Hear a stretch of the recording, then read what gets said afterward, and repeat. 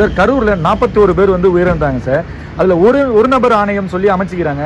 அதில் வந்து எடப்பாடி பழனிசாமி வந்து அதில் நம்பிக்கை இல்லைன்ற மாதிரி சொல்கிறாருங்க சார். அது எப்படி சார் பார்க்குறீங்க? கரூரில் ஏற்பட்ட சம்பவம், கூட்ட நெரிசலில் 41 பேர் உயிரிழந்தது எல்லோருடைய நெஞ்சையும் உருக்கிய மிகப்பெரிய வேதனையை, அதிர்ச்சி உண்டாக்கிய சம்பவம். அதுக்கு எங்கள் மருத்துவரையா சார்பில், பாட்டாளி மக்கள் கட்சியின் சார்பில் ஏற்கனவே இரங்கல் தெரிவிச்சிருக்கிறோம். இப்போ எங்கள் மருத்துவரையா அவர்கள் சார்பிலும், பாட்டாளி மக்கள் கட்சியின் சார்பிலும் உயிரிழந்த 41 பேர் அவர்களுக்கு ஆழ்ந்த இரங்கலை தெரிவித்துக் கொள்கிறோம்.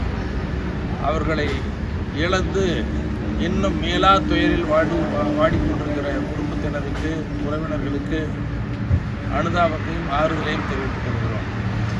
அதோட இன்னைக்கு அரசு மருத்துவமனையில் நிறைய பேர் சேர்ந்துருந்தாங்க. அரசு மருத்துவமனையிலிருந்து தனியார் மருத்துவமனைக்கு போயிட்டாங்க. அப்போ தனியார் மருத்துவமனையில் 30 பேர், அரசு மருத்துவமனையில் 50 பேர் தீவிர சிகிச்சையில் இருக்கிறாங்க. அதில் தமிழக அரசு உடனடியாக அதிக அக்கறை எடுத்துக்கொண்டு அவர்களை உயிரை காப்பதற்கு தீவிர சிகிச்சை அளிக்கத்தக்க நடவடிக்கை எடுக்க வேண்டும் என்று வலியுறுத்தி கேட்டுக்கொள்கிறேன். இப்போது ஆணையம் அமைக்கப்பட்டிருக்கிறது. நீங்கள் கூட கேள்வி கேட்குறீங்க. இந்த ஆணையம் முறையாக விசாரணை நடத்தணும். அது ஒரு நபர் ஆணையமாக இருந்தாலும், ஒரு நபருக்கு மேற்பட்ட ஆணையமாக இருந்தால் கூட முறையாக விசாரித்து என்ன நடந்தது என்பதை கண்டறிந்து தக்க நடவடிக்கை எடுக்க வேண்டும் என்று பாட்டாளி மக்கள் கட்சியின் சார்பில் வலியுறுத்தி கேட்டுக்கொள்கிறோம். அங்கே எங்கள் நிர்வாகிகள்லாம் போய் பார்த்தாங்க, மருத்துவரையை அனுப்பிச்சி வச்சாங்க.